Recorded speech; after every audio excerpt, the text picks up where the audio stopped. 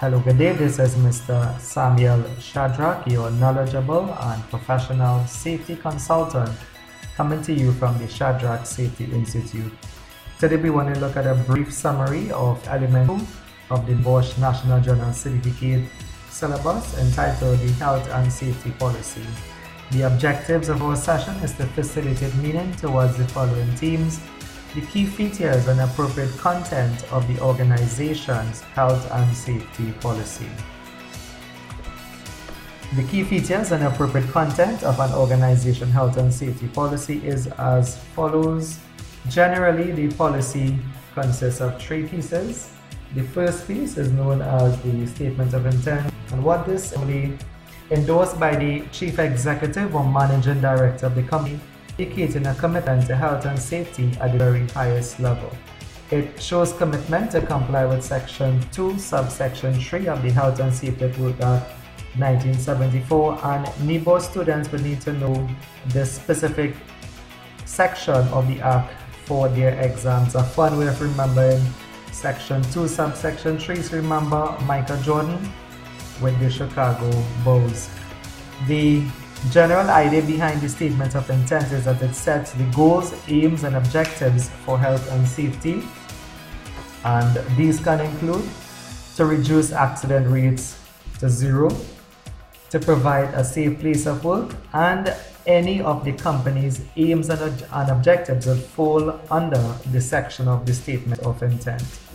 The second part of the health and safety policy is known as the organization, and it does contain the roles and responsibilities for persons in the organization to implement the policy goals, aims, and objectives, such as directors and senior management, responsible for certain policy objectives and targets, HSE advisors responsible for giving advice during risk assessment and accident investigation.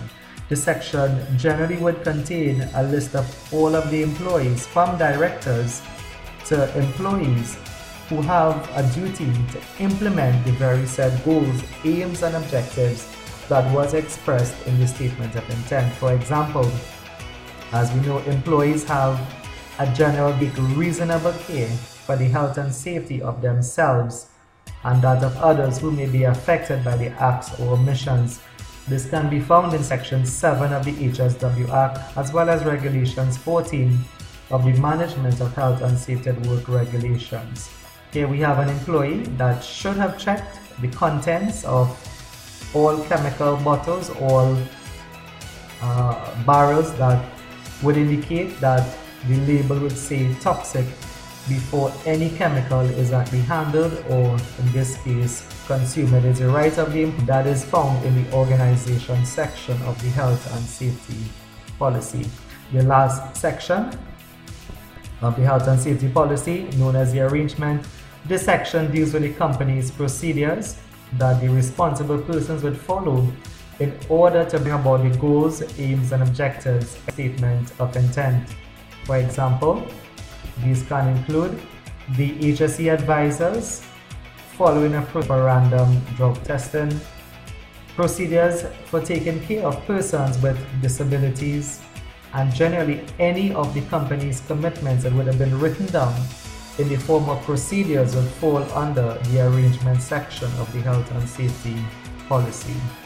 Here we have a NEBOSH question and answer.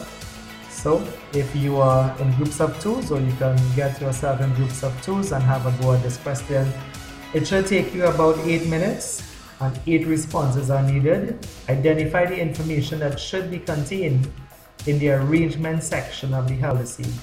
As you can see that the verb use is identified. As such, there is no need to write in elaborate sentences. A one-line answer would be sufficient, and these can be in point form if so desired. So you can press pause, and in groups of twos you can have a go at it. Try to come up with at least 2 per person, and you would get daily 8 in the 8 minutes. Please press pause now, and we'll look at possible answers as soon as you have done so. Please press pause now. Well, for those of us who would have come up with those answers, you are generally looking at commitment that have been written down on behalf of the company. those would form part of the company's arrangements or procedures for implementing the health and safety policies. They can range from ideas such as procedures for risk assessments, procedures for job safety analysis, procedures for accident investigations, procedures for managing contractors, procedures for coming to work on time, for leaving work, for getting time off, procedures for managing day-to-day activities in the company. Of those commitments that can be written down would form part of the company's procedures. So you should have gotten at least 6 out of the 8 in the 8 minutes. And again, congrats to those who have gotten full 8 written procedures in the 8 minutes that is allotted to this question. If you have any questions, you can comment below or like. You can even subscribe to the Shadrack Safety Institute on YouTube. Thank you very much. This is Mr. Samuel Shadrack. Thank you for joining us for another NEBOSH question tutorial and answer session. Till we see you again, goodbye.